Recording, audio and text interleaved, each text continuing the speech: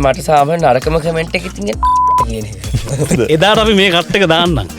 ඔයා මගෙන් ඇහුව dancing group එක කියලා මම එතන එළියේ ප්‍රීති කරන්නේ කොහොමද සතුටු කරා. ඔන්න බාන්නේ මේ පුෂප් කොහොමද ශානුද්දි කරන්නේ ඒ දැන් ලොකු දෙයක් නෑ කියලා කියන්නේ මෙයානේ. බින්දු දැන් අර ඔබ මගේ කියලා තියාගන්න හිතලා නැද්ද ඔය එන කවුරුවත් හිත ගිය සීලු දෙය අනිත්‍යයි අනිත්‍යයි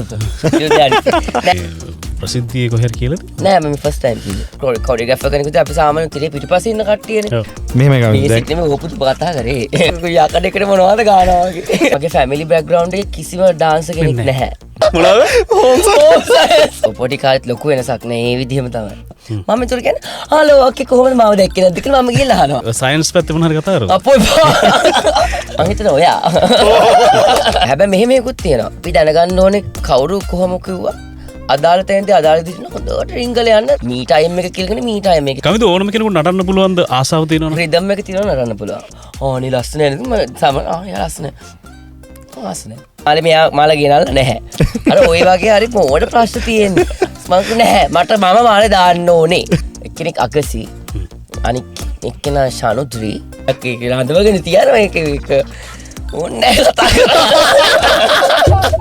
එතකොට ඒක මේ මගේ නැටුමටම ආසාවම නැති දෙයක්. කොහොමද අනිත්‍යයි කියලා පටන් අරන් ගෙනිච්ච දුර. නම මතක anything.